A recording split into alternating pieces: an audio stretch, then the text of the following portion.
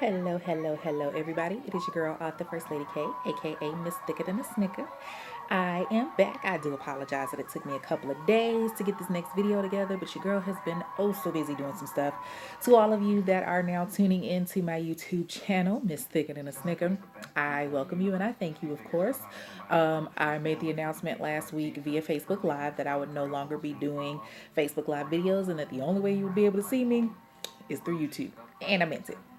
All right, so we're gonna go ahead and jump right on into it. So tonight we're gonna talk about Basketball Wives reunion and why in the hell my hair is so fuzzy. So we're gonna talk about Basketball Wives reunion as well as the premiere of The Hackman that was this weekend. So let's go ahead and get into it. First and foremost, all right, so Basketball Wives reunion came on, and everybody knows the main focus that they were really trying to, get into was between Tammy and Duffy. Duffy decided that she wanted to put them paws on Tammy after Tammy was being held back by like six people, which made no sense to me whatsoever. But that's how bitch niggas do. And to me, Duffy is a bitch for doing that shit because you knew Tammy was gonna stomp your ass into the damn ground, so you waited until goddamn security and Malaysia and Shawnee O'Neal was holding her back before you popped off and decided that you wanted to swing. Here's my thing. You want to talk about that you're this powerful woman and I've never heard of DJ Duffy. Sorry. Like Shawnee said, I've never heard of her. So, for me, I was just kind of like, all right, who are you? Like, if you feel like, and Shawnee made a good point, if you feel like you have to, announce what you do every couple of minutes, then obviously you ain't popping like that. And she quite honestly to me ain't popping like that. I really was like, what is her relevance on the show? Same thing with Angel Love. Honestly, I'm not really feeling her. Like, I like the fact that she had her friends back because clearly Angel Brinks don't. But I like the fact that she had her friends back, even though, Angel Brinks didn't really have hers. As far as Jackie Christie, they touched down on how she drinks like a fish and all of that. Here's my thing with Jackie. I never really fucked with her, never really liked her. Damn sure don't like her now because Jackie Christie has been in the news. Her daughter had a little boy, or has a little boy rather, who was severely burned, I believe, at a daycare or something. And the mother and the daughter do not speak. Now, here's my thing. I don't give a fuck if you don't talk to your daughter at all. If you see that your grandson has been severely burned and that he needs money for treatment or to get better or whatever the case may be, you reach out to your daughter. Swallow your fucking pride. You are a grown ass woman. Obviously, you are a grandmother. I don't give a fuck about the whole rumor stuff of, oh, well, she don't talk to her because she's darker and heavier than the other kids. So the fuck what? At the end of the day, if you can afford a wedding every goddamn year to your husband, then you should be able to help your daughter out. Put all that pride shit to the side. You are the mother. Act like one. And if it's any petty ass bitches out there that do the same shit that Jackie Christie is doing, kill yourself. Jump off a bridge head first onto a rusty thumbtack and kill yourself, okay? I don't understand how Jackie Christie can sit up here and be on this show. Like, she's already been, in the blogs and in the media and stuff before, because look at her relationship with her kids. When her mom passed away or whatever, a lot of people was like, yo, that was so fake because, her mother and her weren't really that close and, all of that. And I'm just like, nobody really knows what goes on behind closed doors. They say there's her version, his version, and then there's the truth. But in a situation like this, like, it took complete strangers. Other people were starting GoFundMe accounts for Jackie's grandchild. Other people were starting GoFundMe accounts and saying, okay, hey, I'm going to help you out, including Evelyn Lozado. I think that's her last name. She used to be one of the Basketball Wives. What's the dude's name? Matt Barnes, he gave money. A lot of other people gave money. And I'm like, that's ridiculous that strangers are helping your daughter out before you. Like, how do you think this makes you look as a grown ass woman? Then you want to sit up here and talk about she drink way too damn much. She fabricates too many fucking stories for me. I'm sorry. Like, you accuse Angel Brinks of using you. And I'm like, Angel Brinks, I don't know any person that can host an event, because I damn sure don't. And I don't host nothing as nearly as big as what Angel Brinks hosted. I could be hosting a birthday party and not be reachable, okay? But if you hit me up at the last minute, at the last hour, and start asking questions, hell no, I ain't gonna answer my fucking phone, because I'm probably doing a million other things. And, for her to be like, oh, well, my Versard was on the floor, don't nobody know what that shit is. Like, do y'all drink it out there, my little kitties? My pretty kitties, do y'all drink Versard? I know I don't. Because if it's gonna make me act anything like Jackie Christie act, I ain't about that life. I ain't about to do that. I'll stick with Crown Apple or some goddamn Jack Daniels honey. Whatever is gonna make me feel good. But if I'm gonna start acting like Jackie Christie, I ain't drinking that shit. And if any of y'all have drank that, more power to you. So they also discussed Malaysia. Malaysia done stepped up, honey. Malaysia ain't, she ain't the cute little wife no more, a little Mr. Parker, honey. Ever since she done got divorced, she done got her some cojones, honey. Now, some of these lace fronts that she done had on this season had me a little concerned. But for the most part, she been on her shit. She was the one that, kind of challenged Duffy today. If y'all saw the reunion or whatever, she told Duffy, she was like, look, you want to sit here and talk about you non-confrontational, but you have beef with everybody on this show damn near. She had beef with Tammy. She had beef with Shawnee. She had beef with Malaysia. I'm just like, God damn. Like, who else you got beef with? But you want to sit here talking about you a lover, not a fighter, but you coming in there, popping all that noise, talking about how, big and bad you are.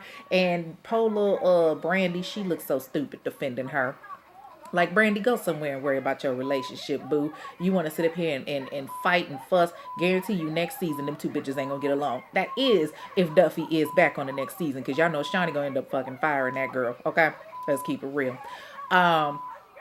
Now, I will say this. We're going to go back to the whole Tammy and Duffy thing. I will say this.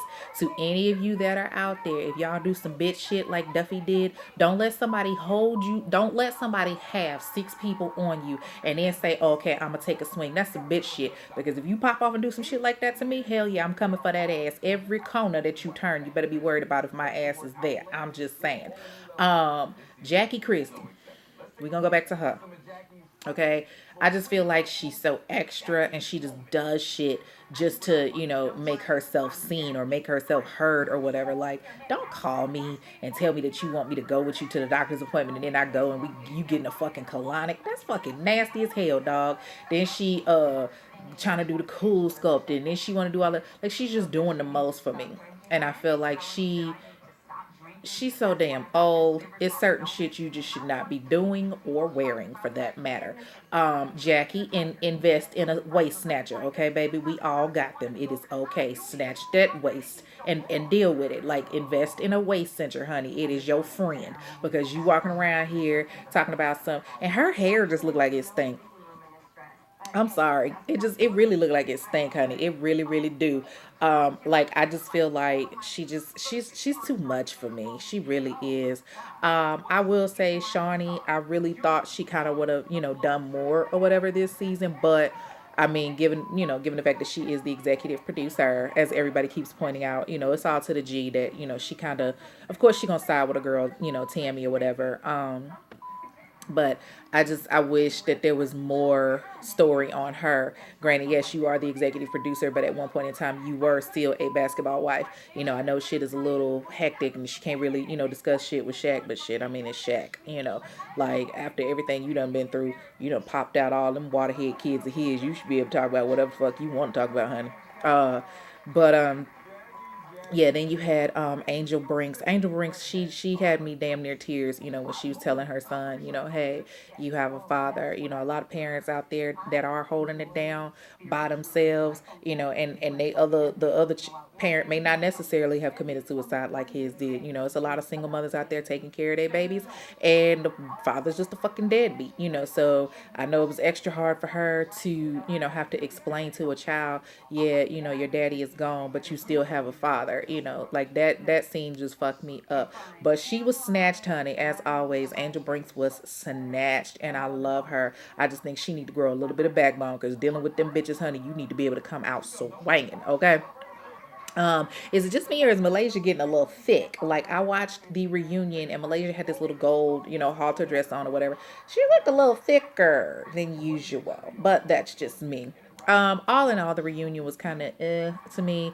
Like, I just felt like I'm glad that they only did it in one fucking episode because I'd be so sick of seeing them part 1, part 2, part 3 shits. So I'm glad they only did it in one episode. But all in all, I mean, it was pretty much what I expected. They were going to talk about the whole Tammy and Duffy situation. Tammy, I just really feel like, baby, I know you want to stomp Duffy's ass into the ground. And trust me, I want to do it for you because I can't stand that yellow bitch. But just let it go. You got too much shit at this point, just let it go. Jazz did the video regardless without her, let it go. Focus on you and your boo, do what you need to do, whatever, whatever. Now, on to another topic. So, this weekend, I had the pleasure, I'm sorry, I got tongue tied. I had the pleasure of attending the Hackman premiere in Charlotte. It was rather interesting. So got there Friday. For those of you that don't know, the Hackman is written and produced by Silk White and Trey. I'm gonna say this name so wrong, and if he is watching this, I am so sorry. I always mess this name up. Trey Verdeo. I think I said that right. But yes, they are the writers and executive producers. If you all are aware of these two, they also have the web series The Hand I Was Dealt. Well, they started this new series called The Hackman, and we got to see the premiere this weekend. The Hackman stars, wait a minute, I gotta make sure that I pull it up. I put it in my phone so that way I will remember. The main character's name is Mitch, I think. And yeah, so basically, the Hackman is about, yeah, there it is, Mitch. Okay, so it stars Eric Brown, who plays Mitch. It also stars Nelson Ir- Irizarry. I might have said that wrong. He plays Detective Williams. Erica Berry, she plays Detective Alvarez, and William Kearney, he plays Skip. So the storyline is basically a young man gets out of prison or whatever for child molestation or rape or whatever you want to call it, which is Mitch, and he moves into a halfway house. Of course, has to trying to get his life right and get his life together before his PO sends him back to jail. So he becomes a illegal Uber driver, kind of, in a sense. Like, I guess up north they call him the Hackman. I believe it's filmed in Baltimore. So they call him the Hack Man or whatever that is. And he's working for Skip, which is his, I guess you could say, landlord in a sense, her son. And basically throughout the show or whatever, like, it's kind of based around all of these girls that are being killed and raped, and the trail leads back to him. So of course he's been claiming his innocence from jump. So from what I saw of the premiere, I want to say it was about 45 minutes long that I watched, and it had me hooked from like the beginning. First of all, shout out to the cast of The Hackman: Trey Verdejo, Silk White, Nelson Irizarry, Erica Berry. I forgot the other two names that fast. But the show, I'm sorry, I'm looking it up while I'm talking about it. Eric Brown and William Kearney. They definitely show mad love to everybody that came out this weekend. Queen City Bullies. Um, Shout out to Amir. Who else was out there? Of course, I had a blast. Alexis Nicole, her music is fantastic. Danielle Bigsby was out there being a fool. Shout out to Nene Capri. She definitely was, given lots of hospitality. We had a blast Friday. Went to NC Tavern, which is a bar. And y'all know I don't do bars and clubs, honey, because I'm a homebody. I'd much rather be in the house drinking and, watching Netflix or some child. But I got about the house this weekend a little bit, y'all. And I went and I had a really good time. Like, you never really meet people that are, so up there. Usually when you meet people that are up there like that, they kind of have this little snootiness about them in a sense. But it was real relaxed. Like, it was almost in a sense like you could just be sitting back talking to your people or whatever, talking to your fam or whatever kind of thing, kind of vibe. Everybody was really sweet, really nice. Yesterday, the actual premiere was at Blue Notes of Charlotte, I believe. Very nice restaurant and bar. And, we had our own little section in the back. Lot of fun, a lot of entertainment. I drank way, way more than I planned to. And I don't think I will ever drink that much again. Like, I felt like when I woke up this morning, my soul was just sitting outside my body looking at me like, bitch, why did you do that? So I don't think I will ever do that again. But all in all, yes, it was a very good weekend. Shout out to everybody that was there. I'm gonna be posting pictures on Facebook in a little bit or whatever, in the group or whatever. If you have not followed them already, go to Facebook. They actually have two groups on Facebook. One is the Hackman fan page. The other is the Hand I Was Dealt fan page. Make sure to follow them. I do know. I want to say the two writers are also authors as well. I know Silk White. I've read plenty of his works from the Teflon Queen. He just dropped another one, I believe.